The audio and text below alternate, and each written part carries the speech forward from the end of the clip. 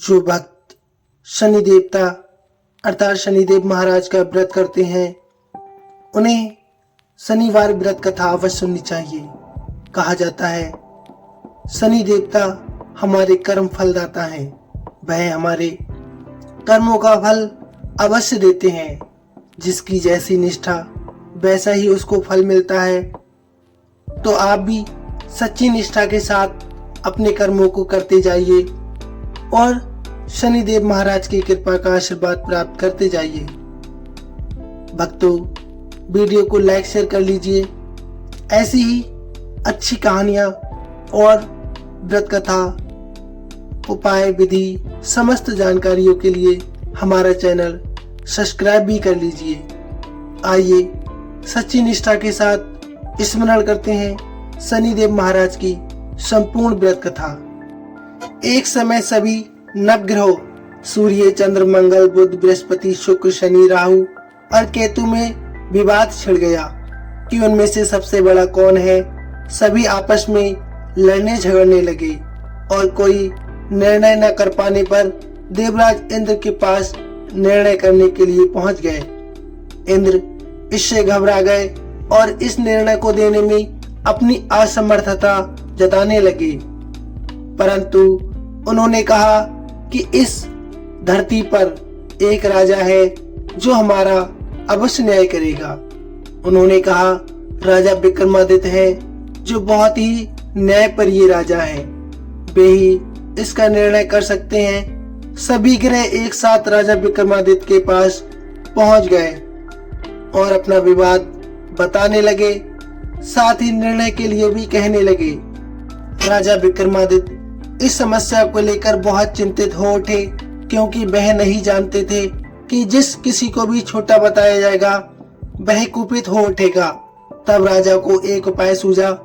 उन्होंने स्वर्ण, रजत, कांस्य, पीतल, सीसा, रांगा, जस्ता, अभ्रक और लोहे के 9 सिंहासन बनवाए और उन्हें इसी क्रम से रख दिया।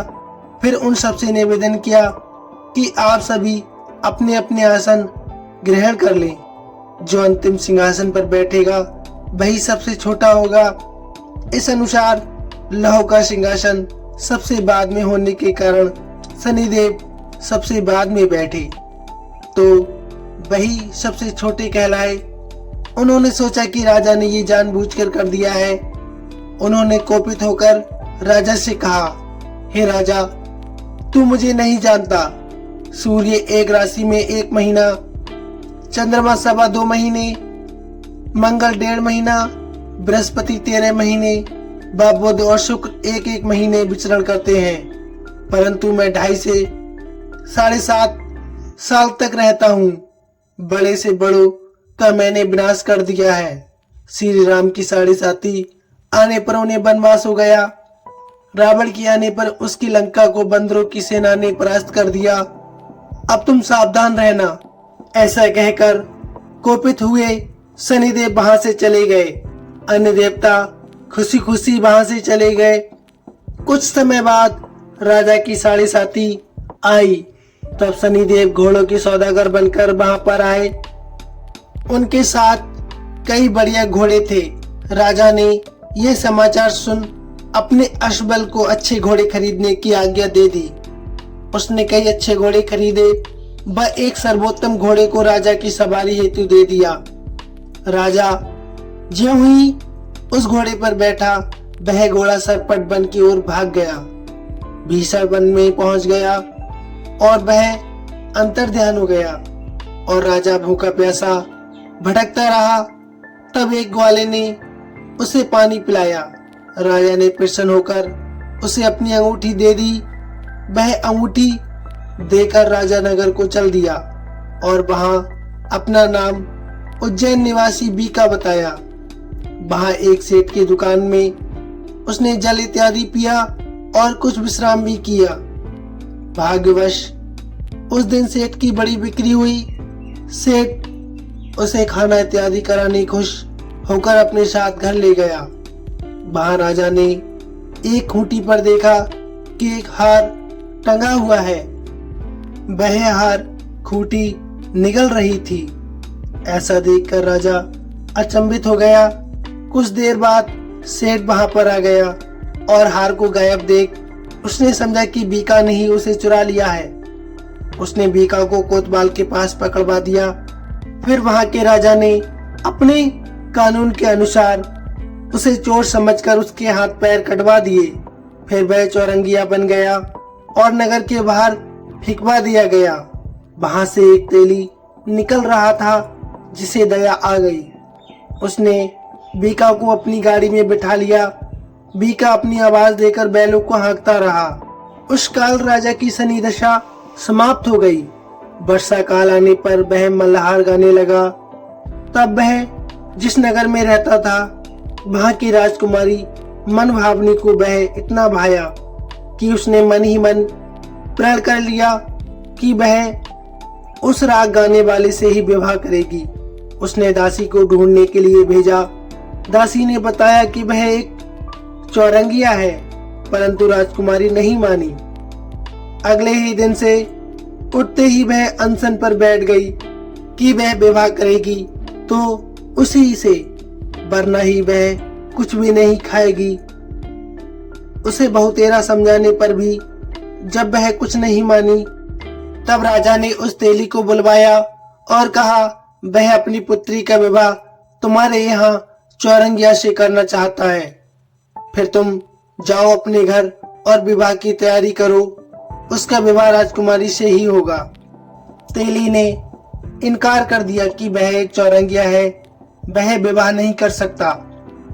फिर राजा ने आज्ञा दी, यदि वह विवाह नहीं करेगा तो उसके हाथ पैर हम कटवा देंगे। डर की वजह से उसने राजकुमारी और चौरंगिया का विवाह करवा दिया। तब एक दिन सोते हुए स्वप्न में शनिदेव ने राजा से कहा, राजन, देखा तुमने मुझे छोटा बताकर कितना दुख झेला है। तब राजा ने उनसे क्षमा मांगी और इनसे विनय पूर्वक प्रार्थना की, हे शनिदेव, जैसा दुख आपने मुझे दिया है किसी और को मत देना। शनिदेव मान गए और कहा, जो मेरी कथा और व्रत कहेगा उसे मेरी दशा में कोई दुख ना होगा। जो नित्य मेरा ध्यान करेगा और चींटियों को आटा डालेगा उसके सारे मनोरथ पूर्ण हो जाएंगे। साथ ही राजा को हाथ पैर भी वापस दे दिए। प्रातः आंख खुलने पर राजकुमारी ने देखा तो वह आश्चर्यचकित रह गई। बीका ने उसे बताया कि वह उज्जैन का राजा विक्रमादित्य है। सभी अत्यंत प्रसन्न हो गए। सेठ ने जब सुना तो वह पैरों पर गिरकर क्षमा मांगने लगा। राजा ने कहा कि वह शनिदेव का कोप था जिसके कारण उसकी ये दशा हो गई थी। सेठ ने फिर निवेदन किया कि मुझे शांति तभी मिलेगी जब आप मेरे घर चलकर भोजन करेंगे। सेठ ने अपने घर नाना प्रकार के व्यंजनों से राजा का सत्कार किया। साथ ही सबने देखा कि जो खोटी हार निगल गई थी वह उसे अब उगल रही थी। सेठ ने अनेक मोहरे देकर राजा का धन्यवाद किया और अपनी पुत्री श्री कमरी से विवाह करने के लिए निवेदन किया। राजा ने शहर स्वीकार कर लिया। कुछ समय पश्चात राजा अपनी दोनों रानियों मनभावनी और श्री कमरी को सभी उपहार सहित लेकर उज्जैन नगरी को चल दिए। वहां पर उज्जैन वासियों ने सीमा पर ही उनका स्वागत किया। सारे नगर में दीपमाला हुई। वह सबने खुशी और मंगल गीत गाए। राजा ने घोषणा करवा दी कि मैंने शनिदेव को सबसे छोटा बताया था, जबकि असल में वह सर्वोपरि है। तब से सारे राज्य में शनिदेव की पूजा और कथा नियमित होने लगी। सारी प्रजा ने बहुत समय खुशी और आनंद के साथ बिताया।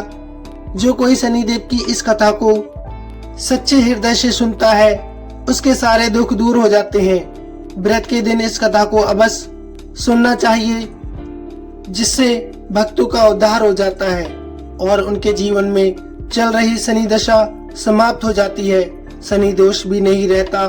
और शनि साढ़े साथी की तो बात ही मत करो, क्योंकि शनिदेव अपने भक्तों को सदा ही खुशी रखते हैं। तो भक्तों, आपको कहानी वृतांत कैसा लगा प्लीज कमेंट में अवश्य बताइए।